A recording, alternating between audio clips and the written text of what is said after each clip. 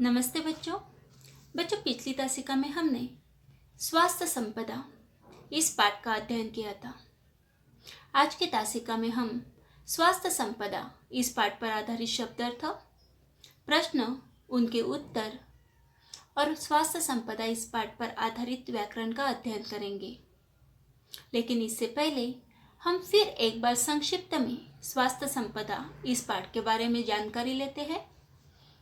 स्वास्थ्य संपदा इस पाठ के लेखक है महात्मा गांधी जी। स्वास्थ्य संपदा यह पाठ एक पत्र है जो गांधी जी ने जमनालाल जी को लिखा है। यह छायाचित्र है महात्मा गांधी जी का और यह छायाचित्र है जमनालाल जी का। जमनालाल जी एक भारत के उद्योगपति थे तथा भारत स्वतंत्र संग्राम सेनानी थे। वह महात्मा गांधी जी के अनुयायी थे तथा बहुत ही करीबी व्यक्ति थे। महात्मा गांधी जी उन्हें अपने पुत्र के जैसे मानते थे। येरवड़ा जेल में रहते हुए महात्मा गांधी जी ने यह पत्र जमनालाल जी को लिखा था।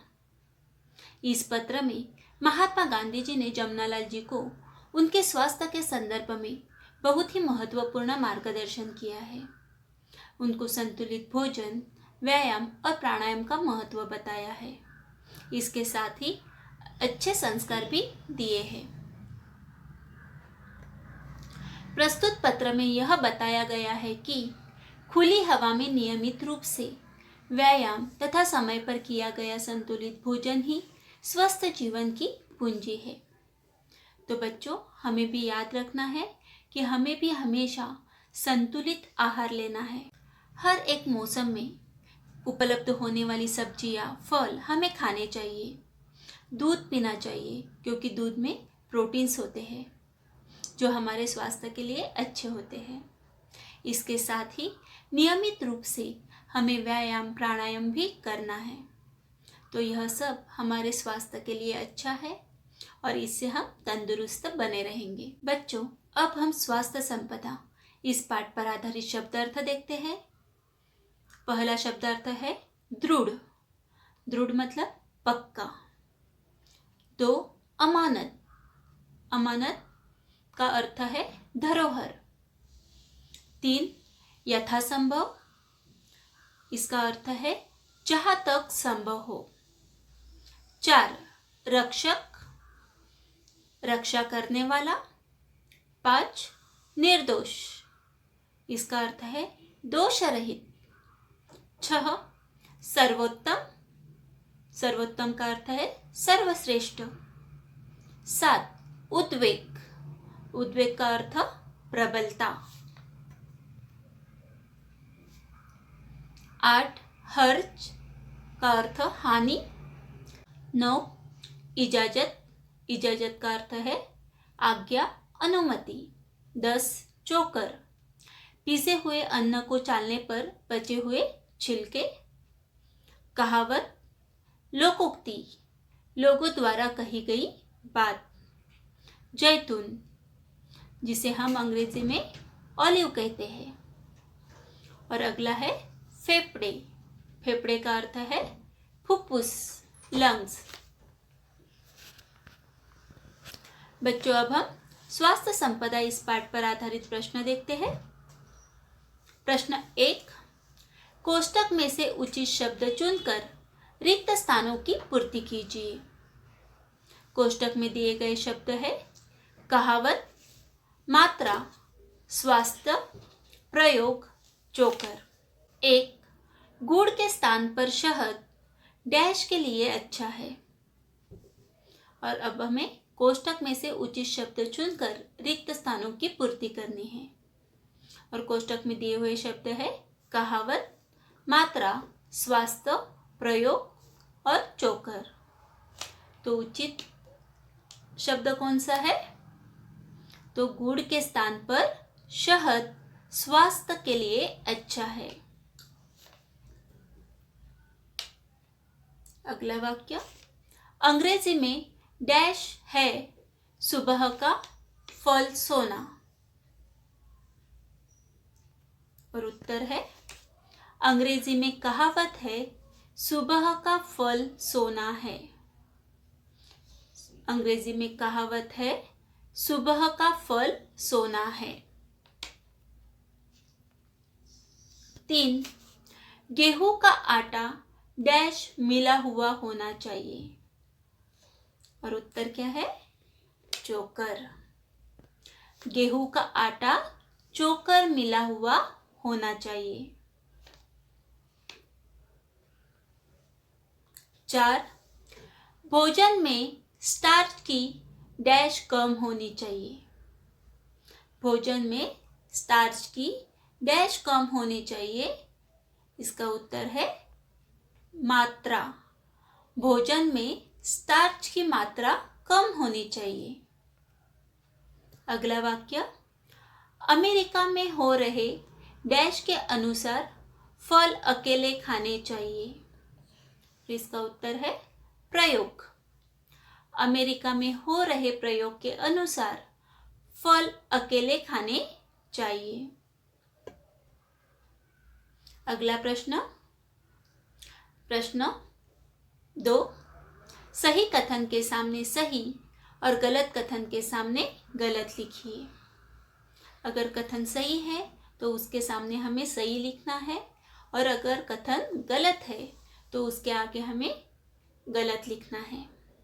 तो पहला कथन है, गेहूं को अच्छी तरह साफ करके पीसना चाहिए। गेहूं को अच्छी तरह साफ करके पीसना चाहिए, और यह कथन सही है। तो उत्तर सही।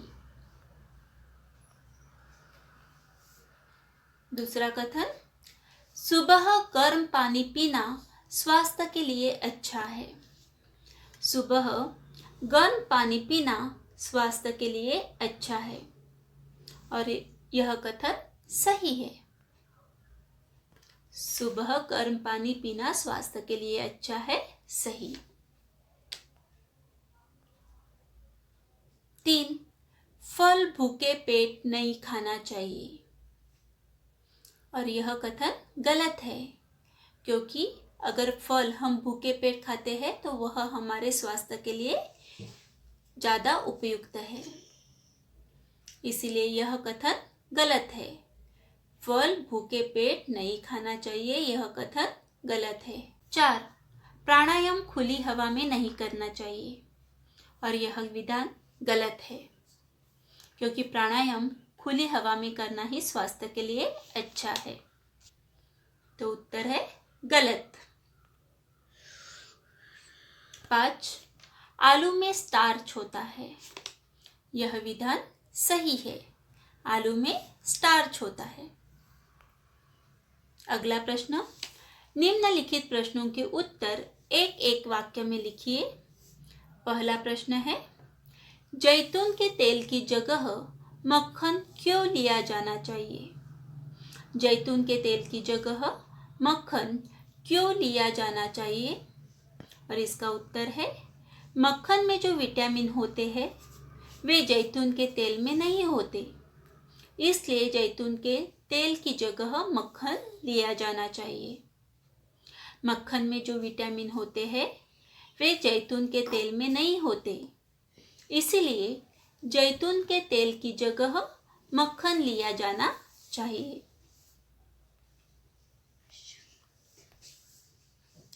2, रक्षक का धर्म कौन सा है? और इस प्रश्न का उत्तर है, शरीर को एक अमानत समझकर यथासंभव उसकी रक्षा करना रक्षक का धर्म है। शरीर को एक अमानत समझकर यथासंभव उसकी रक्षा करना रक्षक का धर्म है। अगला प्रश्न है, किन किन सब्जियों की गिनती अच्छी हरी सब्जियों में होती है? उत्तर, लौकी, फूल गोभी, पत्ता गोभी, बिना बीज की सेम तथा बैंगन की गिनती अच्छी हरी सब्जियों में होती है। लौकी, फूल गोभी, पत्ता गोभी, बिना बीज की सेम तथा बैंगन की गिनती अच्छी हरी सब्जियों में होती है। अगला प्रश्न है, फेफड़ों के लिए क्या अति आवश्यक है? उत्तर, 24 घंटे शुद्ध से शुद्ध हवा श्वास के लिए फेफड़ों में जाए, यह फेफड़ों के लिए अति आवश्यक है। 24 घंटे शुद्ध से शुद्ध हवा श्वास के लिए फेफड़ों में जाए, यह फेफड़ों के लिए अति आवश्यक है। 5. सर्दी से बचने के लिए क्या करना चाहिए? और इस प्रश्न का उत्तर है, सर्दी से बचने के लिए गले तक अच्छी तरह कंबल ओढ़कर सिर और कान पर कपड़ा लपेट लेना चाहिए। सर्दी से बचने के लिए गले तक अच्छी तरह कंबल ओढ़कर सिर और कान पर कपड़ा लपेट लेना चाहिए। अगला प्रश्न है, एक शब्द में उत्तर लिखिए। 1. शरीर को यह समझकर उसकी रक्षा करनी चाहिए। और इस प्रश्न का उत्तर है अमानत।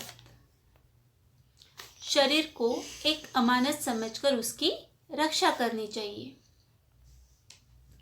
2. मौज मजे के लिए यह नहीं खाना चाहिए। और उत्तर है गुड़। मौज मजे के लिए गुड़ नहीं खाना चाहिए। 3. गुड़ के बदले यह लेना अधिक अच्छा है। और इस प्रश्न का उत्तर है शहद। गुड़ के बदले शहद लेना अधिक अच्छा है। प्रश्न 5, विरुद्धार्थी शब्द। पहला शब्द है जवाब और जवाब के लिए विरुद्धार्थी शब्द है सवाल। 2. शुद्ध। शुद्ध के लिए विरुद्धार्थी शब्द अशुद्ध। 3. महंगा। महंगा के लिए विरुद्धार्थी शब्द है सस्ता। 4. उचित। उचित के लिए विरुद्धार्थी शब्द है अनुचित। 5. निर्दोष। निर्दोष के लिए विरुद्धार्थी शब्द है दोषी। और 6. स्थिर। स्थिर के लिए विरुद्धार्थी शब्द है अस्थिर। बच्चों फिर एक बार हम देखते हैं। जवाब, सवाल, शुद्ध, अशुद्ध, महंगा, सस्ता, उचित, अनुचित, निर्दोष, दोषी, स्थिर, अस्थिर। अगला प्रश्न है, शब्दों का एक वचन रूप लिखिए। बच्चों हमें कुछ ऐसे शब्द दिए गए हैं जिनका रूप अनेक वचन है और उन अनेक वचन शब्दों का हमें एक वचन रूप लिखना है। 1. टोकरिया। टोकरिया इस शब्द का एक वचन रूप है टोकरी। टोकरिया, टोकरी। 2. औषधिया। औषधिया इस अनेक वचन रूप का एक वचन रूप है औषधि। औषधिया, औषधि। 3. चीजें। चीजें इस अनेक वचन रूप का एक वचन रूप है चीज। चीजें, चीज। 4. हवाएं। हवाएं इस अनेक वचन रूप का एक वचन रूप है हवा। 5. कहावतें। कहावतें इस शब्द का एक वचन रूप है कहावत। 6. मीठे। मीठे इस अनेक वचन रूप का एक वचन रूप है मीठा। बच्चों यह प्रश्न आपको परीक्षा में वचन बदलिए इस प्रकार भी पूछा जा सकता है।